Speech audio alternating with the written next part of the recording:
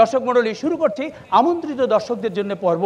এই পর্বে আমরা এই যে হাজার হাজার দর্শক এখানটা বসে আছেন মোংলা বন্দরের অভ্যন্তরে, তাদের মাঝখান থেকে আমরা 3 জন দর্শক নির্বাচন করব।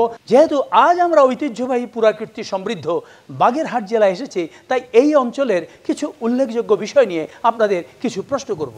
যিনি সঠিক উত্তর দিতে পারবেন তিনি নির্বাচিত হবেন আমাদের পরবর্তী পর্বের জন্য। দর্শক সারিতে এপাশে রয়েছে রানা এবং এপাশে রয়েছে মামুন, তারাই সঠিক উত্তরদাতাদের বাছাই করবে। শুরু করছি প্রথম প্রশ্ন। দেশের প্রথম বাঙালি নারী যিনি বাংলায় ডক্টরেট ডিগ্রি লাভ করেন, মহীয়সী এই নারীর জন্ম এই বাগেরহাটেই। বলতে হবে তার নাম কি এবং তিনি কত সালে বাগেরহাটের কোথায় জন্মগ্রহণ করেছিলেন। ওখানে একজন, হ্যাঁ বলুন আপনি। ডক্টর নীলিমা ইব্রাহিম, বাগেরহাট জেলার ফকিরহাট উপজেলার মূলঘর গ্রামে, 1921 সালে। কোন মাসে? 11 অক্টোবর। উত্তর সঠিক হয়েছে। আপনার নাম? আব্দুল কাদের জিলানি। কি করেন আপনি? Student, Khulna BL college. অনেক ধন্যবাদ। পরবর্তী প্রশ্ন। দেশের প্রথম এবং বৃহত্তম মহিষ প্রজনন ও উন্নয়ন খামারটি গড়ে উঠেছে এই বাগেরহাটে। বলতে হবে কত সালে বাগেরহাটের কোথায় এর যাত্রা শুরু হয়। যেহেতু কেউই উত্তর দিতে পারেননি, সুতরাং এই প্রশ্নের উত্তরে আমরা কাউকে নিতে পারছি না। সঠিক উত্তর হচ্ছে 1984-85 অর্থ বছরে। এটি হচ্ছে বাগেরহাট জেলার ফকিরহাট উপজেলার শুকদারা এলাকায়। পরবর্তী প্রশ্ন। দেশের একমাত্র প্রাচীন সড়ক নিদর্শন হিসেবে সরকার এই বাগেরহাট জেলাতেই একটি রাস্তাকে সংরক্ষিত পুরাকীর্তি হিসেবে ঘোষণা করেছেন। বলতে হবে কত সালে এবং কোন রাস্তাটিকে। এখানে একজন। 2011 সালে এবং খানজাহান পীর সাহেব এটিকে নির্মাণ করেছিলেন। খানজেলি নামকরণ রয়েছে। এটাকে খানজেলি বা খানজানির রাস্তা নামে পরিচিত। উত্তর সঠিক হয়েছে। আপনার নাম? সর্দার নিয়ামুল হক। কি করেন আপনি? ব্যবসা। অনেক ধন্যবাদ, আমরা দুজন পেয়েছি। চলে যাব পরবর্তী প্রশ্নে। সুন্দরবনকে বলা হয় পৃথিবীর বৃহত্তম ম্যানগ্রোভ ফরেস্ট বা বন। বলতে হবে এই ম্যানগ্রোভ বন বলতে কি বোঝানো হয়। লবণের জন্য, জোয়ার ভাটা, প্রচুর লবণ, এটাই। আর এই তো আংশিক হয়েছে। এখানে আরেকজন দর্শক দাঁড়িয়েছেন। হ্যাঁ, উনি যে উত্তরগুলো বলেছেন তার সাথে প্রধান যে বৈশিষ্ট্য সেটা হচ্ছে আমাদের গাছের যে মূলটা, শাল মূলটা, সেটা পানির উপরে থাকে এবং এই কারণেই আমাদের গাছগুলো অক্সিজেন নিতে পারে, যেহেতু আমাদের পানিটা লবণাক্ত। উত্তর সঠিক হয়েছে। আপনার নাম? আমার নাম আফিয়া শারমিন। কি করেন আপনি? আমি কর্মরত আছি উপজেলা নির্বাহী কর্মকর্তা, মোংলা, বাগেরহাট। অনেক ধন্যবাদ। আমরা 3 জন দর্শক পেয়ে গেছি এই পর্বের জন্য। চলে আসুন, আপনারা মঞ্চে চলে আসুন, তাদের জন্য করবেন।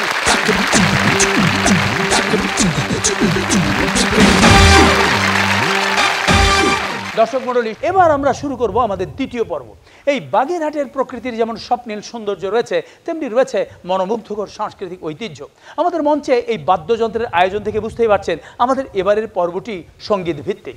এই পর্বের জন্য আমরা একজন লোক বাদ্যযন্ত্র শিল্পীকে এখানে আমন্ত্রণ জানিয়েছি। তিনি এসব বাদ্যযন্ত্র নিজ হাতে বানান, অন্যকে বানাতে শেখান এবং নিজে বাজান এবং অন্যদেরও বাজাতে শেখান। আর তিনি হচ্ছেন বাগেরহাটের ফকিরহাটের লোকশিল্পী নিখিল কৃষ্ণ মজুমদার।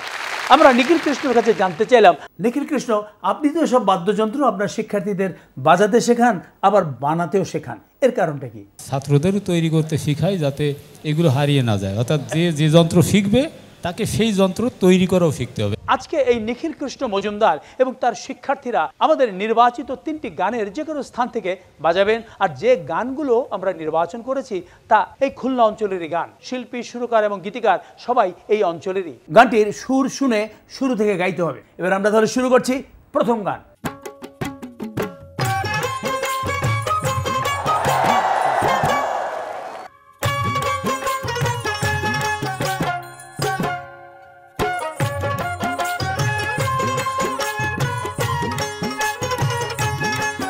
এখানটায় থামি, এবারে আপনি গান।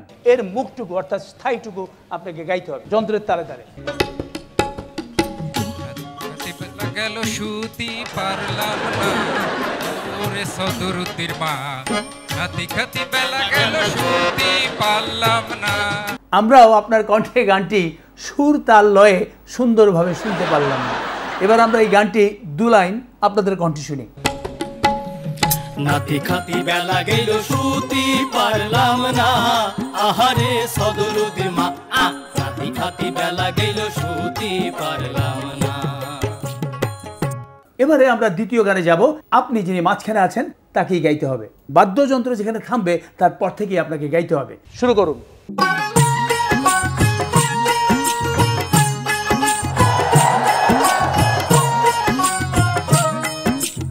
এবারে আপনি গান। লাল শাড়ি নিশি রাইতে কোন ফুল বনে।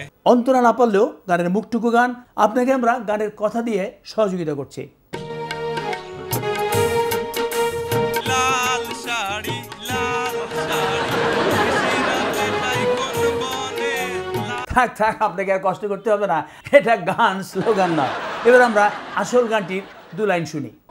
লাল শাড়ি রে নিশি রাতে যায় কোন বনে, লাল শাড়ি রে চুল ভিজা এই সুগন্ধিতে, লাল শাড়ি রে। অনেক ধন্যবাদ। এবারে আমরা শেষ গানটি শুনবো, শুরু করুন।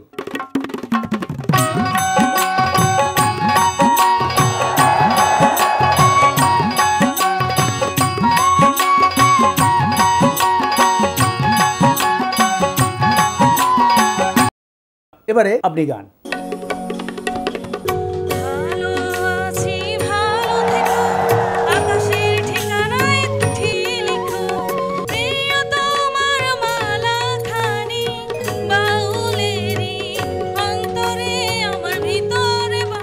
অনেক ধন্যবাদ।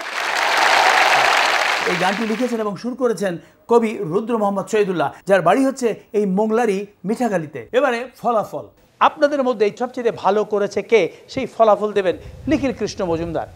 আমার জ্ঞান মতে সবচেয়ে ভালো গেয়েছেন আফিয়া শারমিন। সুতরাং আজকে আমাদের কম্পিউটার বিজয়ী হচ্ছেন আফিয়া শারমিন। আপনাকে অনেক ধন্যবাদ। আপনাদেরও নিরাশ হবার কিছু নেই, আপনাদের সবার জন্য পুরস্কার রয়েছে।